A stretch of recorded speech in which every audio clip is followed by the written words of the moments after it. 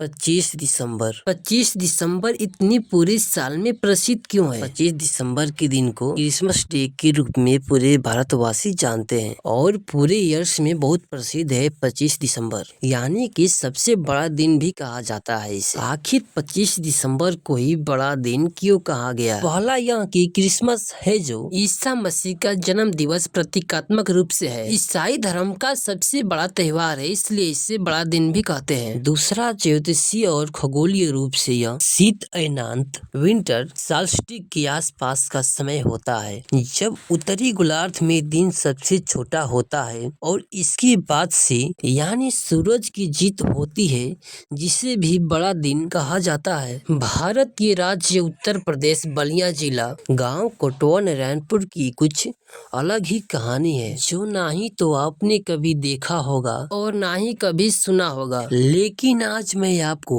दिखाऊंगा भी और बताऊंगा भी, इसलिए आप मेरे ब्लॉग के साथ बने रहिए।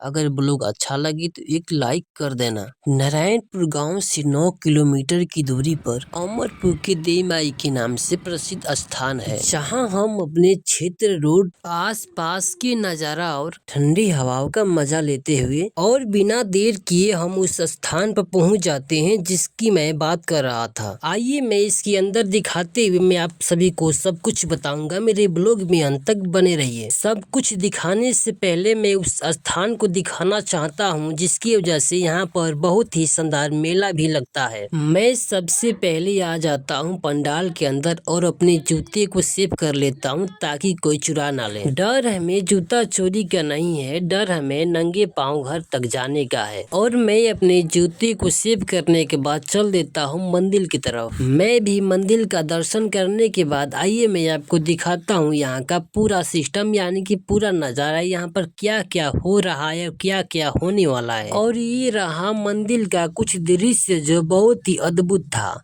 उसके बाद मैं थोड़ा मंदिर के साइड में चला जाता हूँ ये देखने के लिए, क्योंकि पहली बार पेंटिंग नहीं हुआ था, लेकिन इस बार चमक चमक यानी कि चमक रहा है पूरा मंदिर। और इस साइड में भंडारा की तैयारी हो रही है, यानी कि प्रसाद के रूप में यहाँ पूरी बुनिया सब्जी हर प्रकार की बनाई जाती है, जो 2 से 3 हजार के करीब में लोग यहाँ पर हर क्षेत्र के खाने आते हैं और सबको बड़े ही प्यार से प्रसाद की प्राप्ति करवाई जाती है। और इधर हवन की भी तैयारी चल रही थी और मैं भी अपने जूते पहनकर मेला में निकल आता हूँ घूमने के लिए। और मेला में हर प्रकार के खाने से लेकर खेलने वाला हर सामान, हर चीज, हर खिलौना बिक रहा था। और ये स्टैंड पर बच्चे उछल उछल कर खेल रहे थे। उसके बाद मैं आगे बढ़ा तो देखा कि यहाँ पर लोग पैसे खेल रहे थे, यानी कि ज्यादा नहीं कुछ बता सकता हूँ। उसके बाद मैं आगे बढ़ गया। मैं आ जाता हूँ भाई साहब के पास जो 10 रुपए में 4 रिंग दे रहे थे। इस रिंग को इस लकड़ी के ऊपर पराना था। इस लकड़ी पे नोटों के छाप था। जिस नोट पर आप रिंग परा दोगे उतने पैसे भाई साहब देंगे। लेकिन किस्मत देखो मेरी, मुझसे एक भी रिंग नहीं पड़ पाया। उसके बाद मैं वहाँ से आने लगा और मैं भी मेला का आनंद लेने लगता हूँ और मैं भी आप सबको थोड़ा मेला घुमाता हूँ।